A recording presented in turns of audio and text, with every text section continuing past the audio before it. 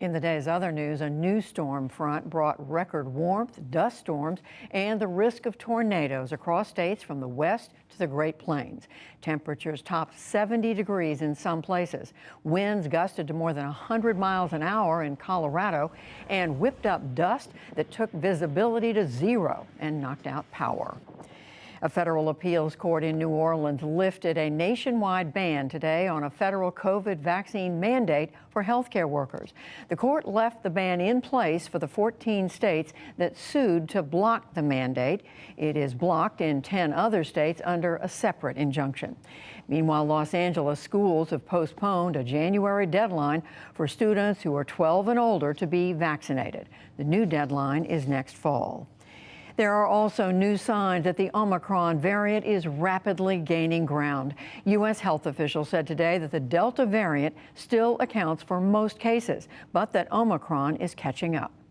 In looking at early data on transmissibility of Omicron from other countries, we expect to see the proportion of Omicron cases here in the United States continue to grow in the coming weeks. Early data suggests that Omicron is more transmissible than Delta, with a doubling time of about 2 days. European Union officials predicted today that Omicron will become the dominant strain across the continent by mid-January. Data so far suggests that the new variant is more contagious, but that most cases are less severe. The death toll has reached 75 in Haiti after a fuel truck explosion late Monday. Residents in the northern city of Cap-Haitien walked amongst the rubble and charred debris today. Early reports say the tanker swerved to avoid a motorcycle and then flipped and exploded. In Hong Kong, firefighters averted disaster today and saved 770 people from a skyscraper that caught fire. Smoke started billowing from the 38-story building in the early afternoon.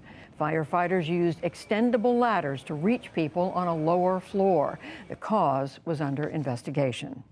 Back in this country, the U.S. Senate gave final approval to the National Defense Authorization Act. It calls for $770 billion in spending. That's about 5% more than last year. The bill includes a pay raise for troops, military aid to Ukraine, and a new initiative against China's moves in the Pacific.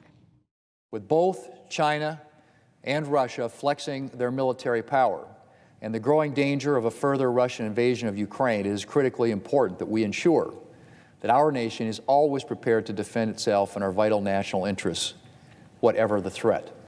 The measure also takes responsibility for prosecuting sexual assaults and some other crimes out of the hands of military commanders.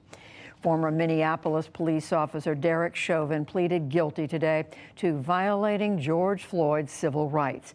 Chauvin is already serving a 22-year prison term for a state murder conviction in Floyd's death last year. The maximum sentence on the federal civil rights charge is 25 years. New York City is getting its first female police commissioner and the first black head of the department since the 1990s. Keyshawn Sewell was tapped today to lead the nation's largest police force. She is currently chief of detectives for Nassau County in New York. On Wall Street, stocks rallied on the Federal Reserve's moves to control inflation. The Dow Jones Industrial Average gained 383 points, 1%, to close at 35,927. The Nasdaq rose 328 points, 2%. The S&P 500 added 75. That's more than 1.5%. And they marked a centennial in Paris today, 100 years since the Bloody Mary was invented. The famed watering hole Harry's Bar is believed to have mixed the first of the vodka tomato juice concoctions in 1921. Today, it serves 12,000 Bloody Marys a year. That's a lot. Still to come on the NewsHour, how melting ice at the Earth's poles could create and cause a drastic rise in sea levels. A mountaineering group aims to be the first all-black team to climb Everest. Remembering the prolific author and activist Bell Hooks, and much more.